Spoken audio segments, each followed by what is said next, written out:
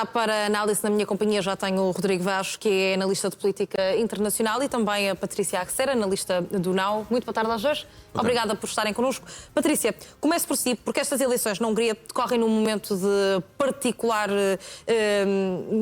momento de tensão para a União Europeia, com guerras a acontecer há já vários anos, portanto, tensões acumuladas nos últimos tempos. Que leitura é que devemos fazer deste ato eleitoral? É apenas uma disputa interna ou um momento com um impacto direto no equilíbrio político europeu? Eu penso que é a segunda hipótese. Antes de mais, boa tarde a todos. Penso que é a segunda hipótese, ou seja, o ato eleitoral, independentemente do que surja em sede do resultado final, não é? Porque hoje tudo apurado, e esperemos que os resultados sejam fáceis de aferir, porque caso contrário, se tivermos que esperar pelos votos na diáspora, podemos ter que esperar até dia 18 para sabermos exatamente o que se passa. Portanto, esperemos que o resultado emerja mais rapidamente.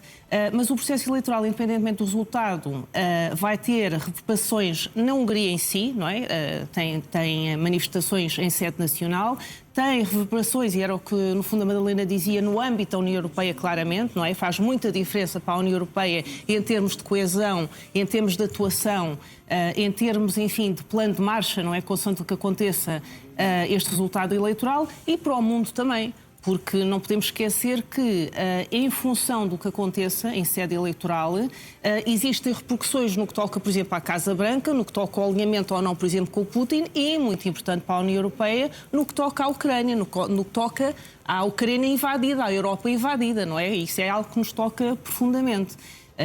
Obviamente que se Orbán ganhar, continuamos, agora, nomeadamente no campo da União Europeia, a ter obstaculizações, a ter bloqueamentos em sede do plano europeu em geral. No plano europeu, agora falo do programa europeu em sede de valores, de princípios, de Estado de Direito, enfim, aqueles ideais que, quando a Europa é construída inicialmente, e depois, enfim, se vai desenvolvendo em vários estágios, e não passa pela cabeça de ninguém, no fundo, ter um cavalo de Troia dentro da União Europeia. Inicialmente, obviamente, não era a União Europeia, mas, enfim, noutros planos, não é, de evolução, mas não passou pela cabeça de ninguém, de facto, criar um preceito no âmbito do tratado que permitisse lidar com este cavalo de Troia, não é? De forma que seria muito importante que ele saísse do âmbito da União Europeia e que fosse substituído pelo seu opositor, porque isso significaria imediatamente que deixaríamos de ter bloqueio, por exemplo, ao apoio à Ucrânia, aos tais,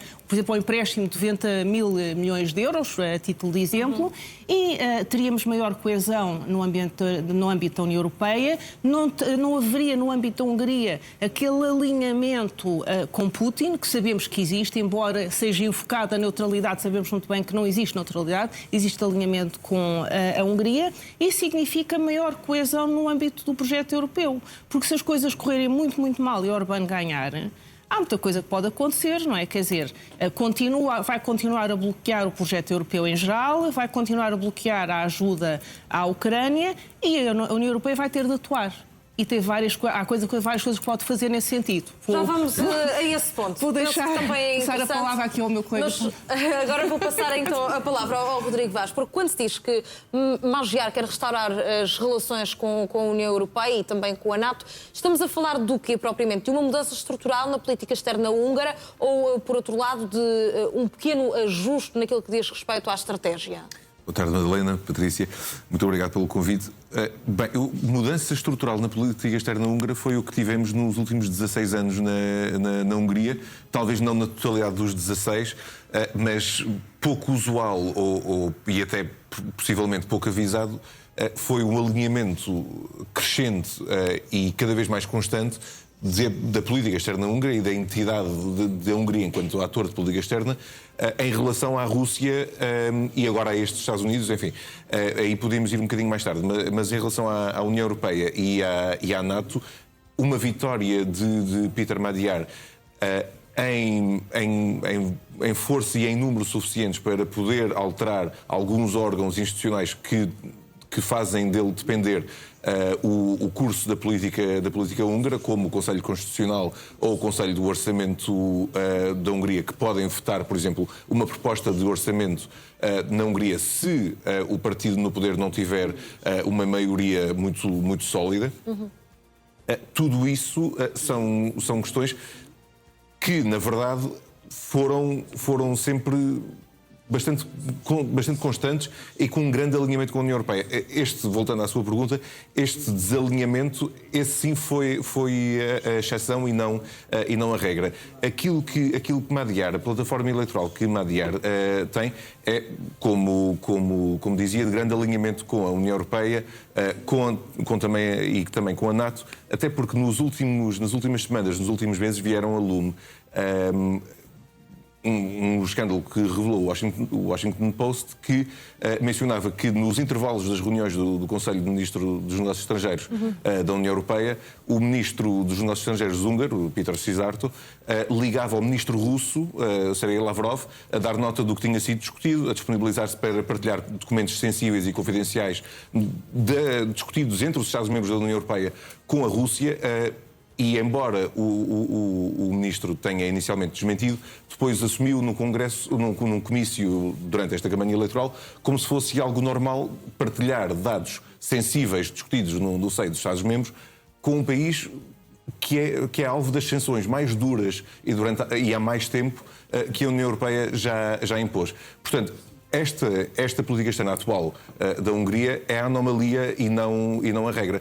Um regresso a uma política alinhada com a União Europeia e com a NATO, das quais a Hungria é membro porque quer, não havendo esse alinhamento, a Hungria poderia sair. É impossível, segundo os tratados da União Europeia, um Estado-membro ser expulso. Pode ver os seus direitos de voto suspensos, no âmbito do artigo 7 do Tratado da União Europeia, mas esse é o máximo que as instituições podem fazer. Não podem expulsar, não está previsto a expulsão de um Estado-membro. Mas a Hungria, como aliás o Reino Unido fez já há 10 anos, pode pedir a sua saída e depois tem um período negociado ou então 2 anos a partir da submissão do pedido de saída. Porquê é que menciono isto? Porque a Hungria, tal como dizia a Patrícia, foi nestes últimos anos um cavalo de Troia, evidenciado não só pela sua posição de constante bloco, como por este escândalo que o Washington Post revelou há dias, e portanto este é um quadro que me parece bastante importante.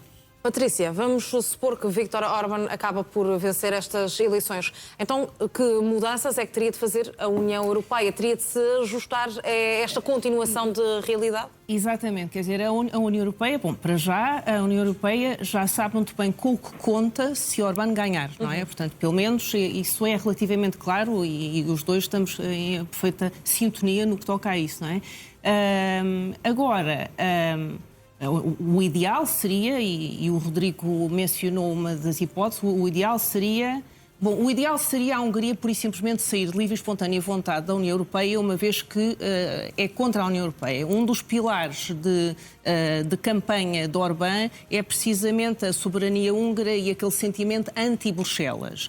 E, enfim, a ser verdade, o melhor seria sair, sinceramente, e causava menos transtorno. Na verdade é isto em termos preliminares. Agora, não saindo de livre e espontânea vontade, podia fazer, lá está, um género de um Brexit, não é? E daqui a 2 anos, enfim, desaparecia de circulação, pelo menos no âmbito da União Europeia, e as coisas corriam melhor. Mas, enfim, se isso não acontecendo, até poder ajeitar a Rússia ter um cavalo de Troia no âmbito da União Europeia, enfim, o que é que podia acontecer? Era, de facto, como bem disse o Rodrigo, recorrer-se à suspensão do voto da Hungria no Conselho Europeu, porque o problema, um dos grandes problemas é aquela questão da unanimidade, não é? Aquela questão de a Hungria bloquear o processo quando assim entende. Agora, a questão é que, por outro lado, a problemática de tudo isto em executar o plano é que já desde 2018 que existe um processo que foi iniciado pelo Parlamento Europeu precisamente no sentido de bloquear ou suspender o voto da Hungria. O processo em causa não está arquivado. O processo não está arquivado. E durante vários anos não andou para a frente, não é? Por causa da Polónia. É claro que, nesta altura, e dada a mudança que surgiu em sede política na Polónia, não é a Polónia que vai obstaculizar o processo de suspensão do voto da Hungria. Porque, repare, era muito bom que a Hungria não pudesse fica lá dentro porque quer ficar, sim senhora, mas que não pudesse pelo menos bloquear os processos legislativos e outros da União Europeia, não é? Quer dizer, seria fundamental. Agora, a questão é que já não temos a Polónia a bloquear esse processo de suspensão do veto no Conselho Europeu da Hungria, mas temos nesta altura a Eslováquia. A Eslováquia não vai dizer que sim, porque vai ter receio, não digo que seja por especial lealdade a Orbán, não digo que seja isso, mas vai ter receio de criar o precedente. Porque criar o precedente, e se criar o precedente pode ter receio de ser o alvo seguinte, não é? A outra hipótese seria a revisão, estamos a falar das hipóteses ideais, não é? A outra hipótese seria a revisão dos tratados e, por simplesmente, por um lado, eliminar esta questão que se tornou um bocadinho absurda da unanimidade no ambiente geopolítico que hoje vivemos, não é? Seria ideal eliminar a unanimidade e até, não sei se o Rodrigo concorda, mas criar uma cláusula de saída. Acho que fazia todo o sentido quando os valores, quando os princípios, quando o alinhamento com o ideal de Estado de Direito não está na mesa e a lealdade à União Europeia, não é? Falava há bocado disso no que toca à reportagem do Washington Post. Então, poder, de facto, levar à exclusão do Estado. Só que é difícil, porque o processo de revisão do tratado passa por vários estágios, por várias fases, por maiorias diferentes, mas chega, de facto, a um certo ponto, antes de ir para os Estados-membros e ser alvo de votação nos Parlamentos ou através de referendo ou algo assim, que, de facto, é preciso unanimidade. Não começa por aí, mas às tantas é preciso. Portanto, é difícil rever o tratado. Portanto, é difícil rever o tratado para nos conseguirmos livrar da tal unanimidade. Ora, o que é que resta? O que é que podemos usar? Instrumentos económicos e financeiros e instrumentos políticos. Rapidamente. Podemos, em termos económicos e financeiros, a União Europeia pode ser mais agressiva, eu penso que é ideal que seja mais agressiva se lá ficar o Orbán, no sentido de minar as capacidades financeiras da Hungria. Por exemplo, congelamento absoluto dos fundos de coesão. Nesta altura, há cerca de 20 mil milhões, penso eu, de euros que estão congelados, mas imagino congelar, por exemplo, 40 a 50 mil milhões. Faz-lhe diferença, porque repare que ele usa esse dinheiro, parcialmente, para financiar o sistema de patronato que depois financia o partido, por exemplo. Portanto, isso vai fazer diferença lá dentro. Por exemplo, também excluir a Hungria do acesso a fundos de apoio, a quadros de apoio estratégicos. Imagine defesa, infraestrutura e tudo isso. Isto, enfim, são alguns exemplos. Algumas das hipóteses. Outra hipótese também financeira. Cada vez que a Hungria emana uma lei que vai contra certos ideais europeus, sejam eles quais forem, por exemplo, criar um processo judicial contra a Hungria. Eu digo no âmbito da União Europeia. Sim. Queria levar multas, percebe? Custa dinheiro. E depois há processos políticos também viáveis. Há a questão da cooperação, que vai ser obrigatória em termos de mecanismos de andamento. Se a Hungria ficar com Orbán, leva uma Europa a duas velocidades. A questão da cooperação, da utilização de mecanismos de cooperação reforçada. Isso temos uma Europa a duas velocidades. Mas podemos fazer mais duas coisas. Uma é começar a excluir a Hungria. Sim. Uma é começar a excluir a Hungria informalmente. Imagine reuniões com 26 membros informais e não com 27. Eles não ouvem o que lá se passa dentro. As coisas passam-se com eles informalmente. E a outra é, e o Rodrigo pode pegar neste ponto, se assim entender, o outro é criarmos, e há muita gente que fala nisso, criarmos um outro tratado, uma outra estrutura que vai gradualmente ocupando e substituindo a nossa estrutura atual.